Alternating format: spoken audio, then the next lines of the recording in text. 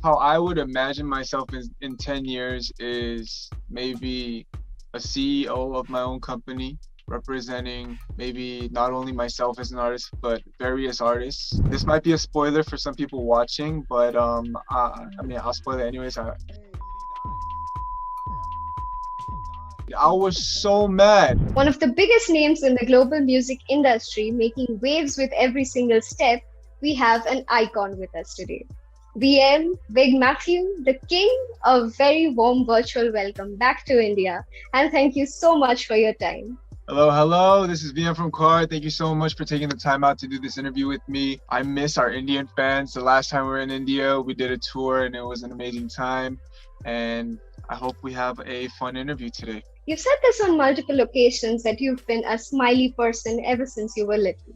And even now you're giving us the brightest smile ever. So my first question to you is, can you tell me one reason why you're happy today? One reason why I'm happy today. I'm alive. I have 2 arms, 2 legs to be able to, maneuver through what I have to maneuver through today. I have a lot of blessings and life is good. I feel like not a lot of people have that, and I should really be appreciative of the little things like that. So your career graph has been an incredible inspiration to innumerable aspiring artists and young people in general across the globe. However, in your own words, you never thought you'd become who you are today. So if you were to think of this interview as a time capsule, could you tell us who or where you think you'll be in another, let's say, 10 years? Wow, 10 years from now, huh?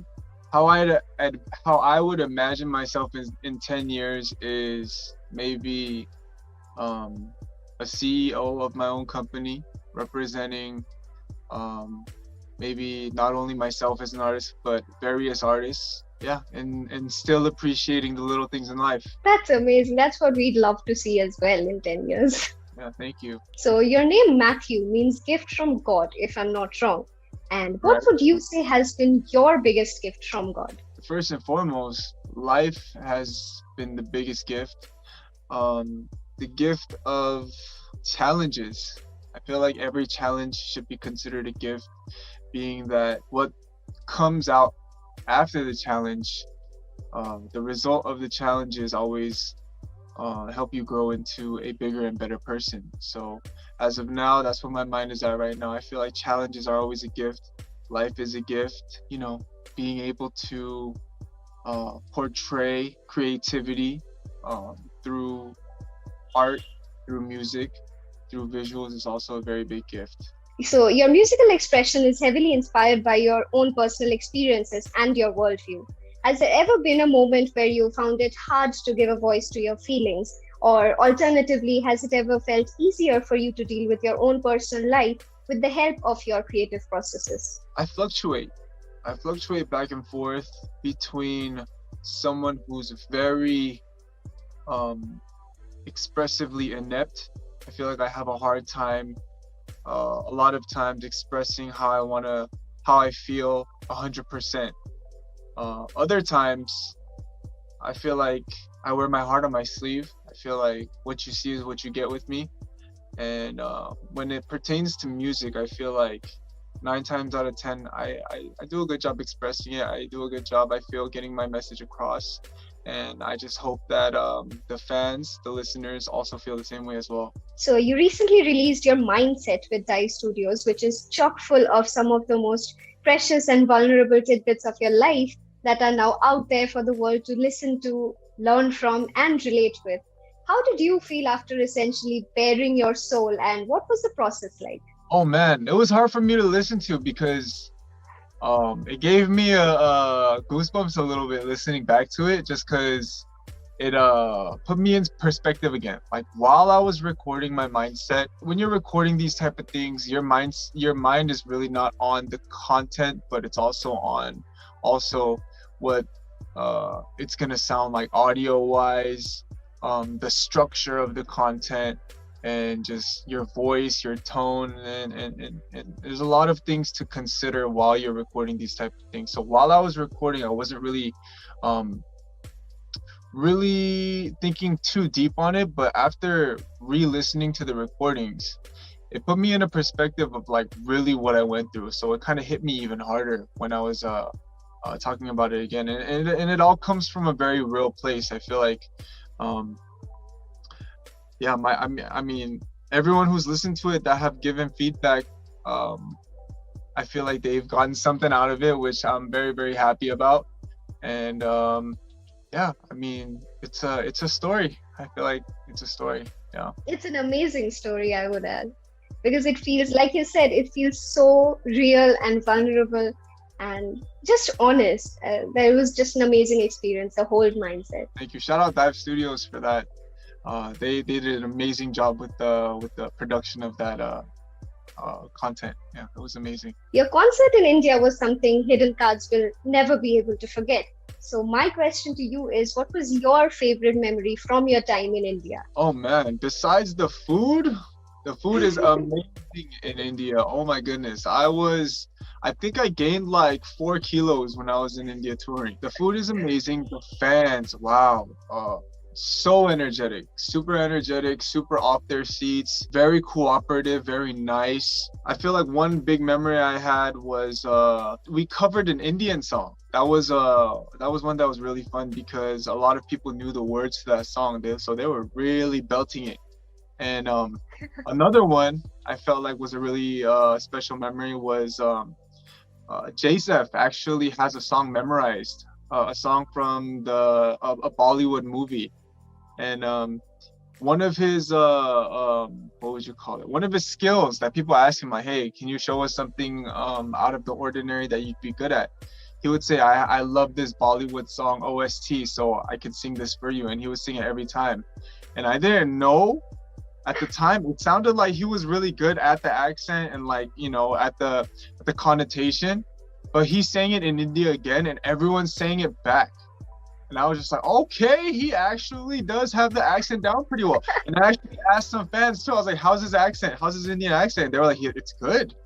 It's good. So I was like, wow, Jason, he's good. Besides that, the fans, man, the fans were so amazing. So you've been exploring your personal musicality through SoundCloud and other solo endeavors for quite a while now. What would you say is different about Broken Me? It's very official. Officially dropping on obviously all the music platforms. Besides that, it also comes from a very intimate place in my life. The song pertains to a lot of experiences I had with internal struggle, and I feel like listeners and fans, when they listen to it, if they're also in a similar place in a point in time of their life at the moment, I just hope it gives them a little hope to get out of it smooth, nicely. And like I said before, how every challenge is a gift. When they're out of it, I hope that they can consider that those challenges that they faced were a gift to become a stronger person mentally and physically and emotionally. So your music video for Broken Me is produced by Vibe Studios and Apex, and more specifically by a handful of incredible artists. So how did you go about choosing the people that you wanted to work with on this project? Oh man, I have to really give credit to Isaac, my guy Isaac at Apex. He's one of the co-founders of Apex. Apex is a production house of amazing music producers and songwriters. Me being one of them, I actually joined their production house. And yeah, I have to give it to Isaac. Honestly, how this all formed about was there's a short film that Vive Studios, they're a brand new company that works with virtual technology. And they were producing a short film. And I was lucky enough to have Isaac a part of the audio engineering and the audio production of the whole film. So he pitched my song as the OST, and everyone loved it. Everyone was like, hey, it fits in so well with the concept, it fits in so well with with what they want to portray, being that it's also about internal struggles as well. And while they were filming the shoot, Isaac just pitched the idea. He was like, hey, why not just shoot a music video for the video while we're doing the short film and everything? And Veep Studios was nice enough to oblige and say, hey, let's do it. Why not? More for our portfolio. So We were lucky enough to shoot a whole music video production on it, have Park Eun-suk, well known as Logan Lee from Penthouse, to be a part of the shoot as well, and it was an amazing process. Everyone on the shoot was just so cool. Logan Lee, I'm a huge fan of Logan Lee, so working with him was an incredible experience. So, like you said, Beef Studios boasts of being the first ever virtual production solution, which is way cooler than I'm making it sound like. And it's especially pathbreaking in a world that has pretty much like forced us into isolation, like no travel, nothing. So, what was your favorite part or the most fun part about filming the music video? Well, the thing with virtual technology is it can make the impossible possible. So, we have scenes from Iceland. I'm on a road in Iceland and I am on top of a moving vehicle with no one in the driver's seat. Now, in real life, if you did that, the chances of you having a successful shot without getting hurt are extremely low. So, with the help of virtual technology, we were able to make that happen, and it was an incredible shot. While we were monitoring it at the set, it was just everyone was like, "Wow, we really made it possible. How did we do this?" You know, so it was incredible, and that's just, I want to say, a little piece of what virtual technology can do. So Beef Studios really set the tone for the music video. They really did a great job on it. So about the music video, I'm not sure if you know this, but there are already like 1 hour loops of your music video teaser on Twitter and circulating among fans. Yes. So, and as much as and as much as we can tell from the teaser so far, it has a vaporwave, cyberpunk, goth warrior vibe to it. And we know it's going to be grand, of course, but what can we expect in terms of concept? In terms of concept, you're gonna see me hurt. You're gonna see me hurt physically and emotionally and mentally. You're also gonna get a lot of cool shots of Park Eun-suk, the actor. He did an amazing job with his acting. Like, I love his acting in Penthouse. He's my favorite character in Penthouse, and Penthouse is one of my favorite dramas. But I was able to witness that in real life. Like, I was watching the screen as he was acting. So, like, I got an inside scoop on all the behind the scenes. So it was amazing to see that. You're also going to get just incredible, breathtaking shots of amazing backgrounds of a sunset, of me on top of a cliff. You know, also in a setting where I am in a Korean road, but it's just a set. Like, oh my gosh, you guys, I can't wait till you guys see it, because if I promise you, if I didn't tell you it was virtual technology, everyone would have been like, how much did this production cost? Like, getting hair and makeup and all the production people on a plane to go to Iceland, and how'd you guys make that possible? People would have said it was a very extremely pricey production, but it all happened on set, which is like the craziest part. Yeah, and like you said, we could not have imagined like a more powerful and, of course, visually appealing and explosive pairing on screen than BM and Park Eun-suk. I mean, this is literally our crossover dreams come true. So, what was your favorite moment from filming with Park Eun-suk? And did you happen to cop any season 3 spoilers? Oh man, okay, so my favorite, I'll answer your first question. My favorite scene from the music video itself was the scene where I was on top of the car of a moving vehicle.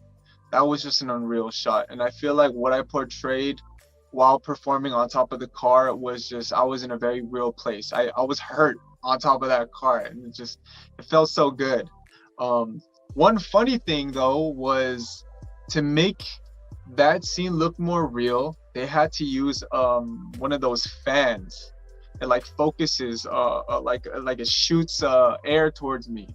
My mouth was getting so dry while I was lip syncing. My lip kept getting like caught on my teeth.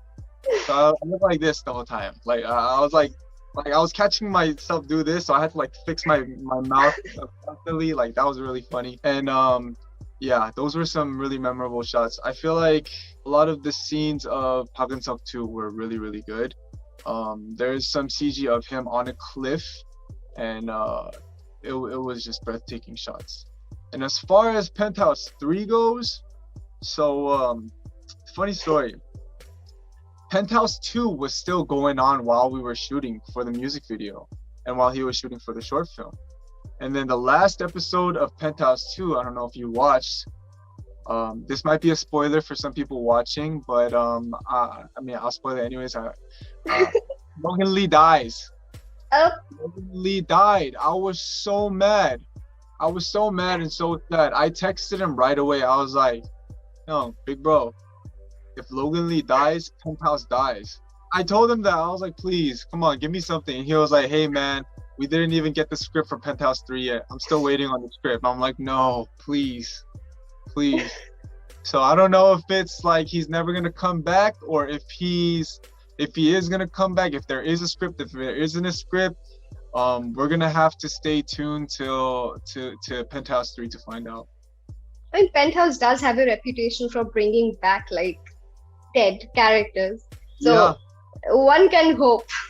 Yeah, he has to come back alive. He has to. You know how Professor Utonium created the Powerpuff Girls with sugar, spice, and everything nice, but without Chemical X, we would not have the iconic trio. So, as childish as this analogy is, with regards to your upcoming solo album, what were the components that went into it? Besides, of course, your blood, sweat, and tears. And what was a Chemical X for you that made it special? I feel like Apex, my production house, and Veep Studios were two very vital components to this whole production, and they're the spice, everything nice and everything in between too, with a little extra sauce too. If it wasn't for them, this project wouldn't have happened. And yeah, I mean, with a little bit of sprinkle of BM on top, I feel like that's what made it, gave it that extra little then you had a great project. And this is exactly why you're a visionary in music and this field in general. And besides being such a revolutionary artist in your own right, you're also the pioneer of what I call the BTG movement, which has brought way more attention to breast cancer awareness in recent years than ever before. And your BTG X Stadium line is worth high praise, because not only because it is like artfully elite when it comes to fashion, which is probably why it is always sold out, but also the proceeds are donated to breast cancer research. What inspired you to turn something which started off as well simple appreciation, became a phenomenon, and now has reached this unbelievable dimension into something that is quite literally saving lives and changing the world? What an incredible introduction of BTG and Stadium. So thank you for that, first off. Yeah, I think when it became the most popular meme of 2019 and 2020, I looked at it as the way everyone else looked at it. It was a joke. At first it was a joke. I was on live. My fans asked me what my favorite part of my body I like to work out is, and I said I like, man's got to keep his titties big titty gang, yada yada yada, and that became viral instantly, and it was crazy. And then while that was going on, we had our tour we had our world tour, and when we hit Los Angeles, I had a fan that I met backstage after the show, and she was telling me that Card's music helps her get through her chemotherapy. And I was like, wow, that's so great. I'm so glad we were, that type of energy for you. And I asked her what's the condition, and she said she had breast cancer. And at the time it was October, and on stage I also mentioned, hey, it's breast cancer awareness month, so me being the leader of the Big Titty Gang, I just want to let everyone know, it's breast cancer awareness month, so let's be aware. And she was very thankful about that, and I could see tears in her eyes. She was almost crying because she was going through it. She was going through a lot of struggles because of the condition, and the fact that I mentioned that it was helpful for her. Something clicked in my head. I was like, you know what? I'm gonna turn the biggest meme in K-pop into something that I could be giving back to. So talked to my mom, I talked to my dad. I said, let's make a merch line. Let's donate money to breast cancer awareness. Why not? Why not give back? Why not take something that's just solely a joke and turn it into something helpful? And it is undeniable that you have been a refreshing wind of change in the K-pop industry by just being yourself. I mean, the scene has never been the same since BM came up. So Wow. why do you think self-expression is so important for making art that matters? I like to express a lot of my views, a lot of my beliefs through what I can. And with what I can right now is the art of music, the art of performance. So every time we come out with a comeback, I try my best to have some type of message in it. For Dumb Liddy, which was my very first production as a producer, I really strongly put a point on self-confidence. Ignore the haters, ignore everyone that's telling you can't do something, and just do it. And for Gunshot, I put a point on way with words. The way you use your words and the way you express yourself through words can either really make someone's life, or it could absolutely detriment someone's life. So these are all messages that I really enjoy sharing, to kind of let people think on it a little bit and to kind of catch themselves. Because even me, to be 100% honest with you, even though I expressed self-confidence with Dumb Liddy, I still have my days where I'm not self-confident. I need to practice what I preach as well. I'll catch myself also choosing words that I could have chose differently and better.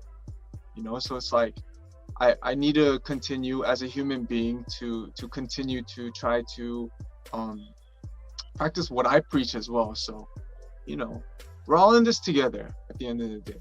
You know what I mean? So and I love it. I absolutely love it when I do this and fans also catch me on my mistakes and they let me know and educate me, because no one's perfect. No one's perfect, and we all can help each other grow. I don't know if that answered your question. I feel like I went so many different routes. Whichever way it went, it was just amazing. Thank you. And finally, do you have anything you'd like to say to hidden cards all over the world, and especially in India, who love and adore you endlessly? For all the hidden card in India, I would love and cannot wait to visit again. I know India right now is struggling a lot because of COVID, so I'll keep you guys in my prayers and hope that you guys can find peace and more comfort throughout this pandemic. And by the grace of God, I hope really hope that India can come out of it, because I know you guys have it pretty tough right now. Definitely keep you guys in my prayers. For the hidden card for all over the world, it's always the same vibe for me. I'm always very thankful. I'm always very appreciative that I can call myself an artist through you guys.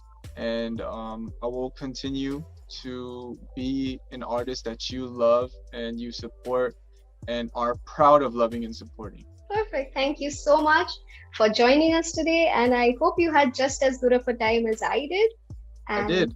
Sure did. And we wish you all the luck for Broken Me and your solo album.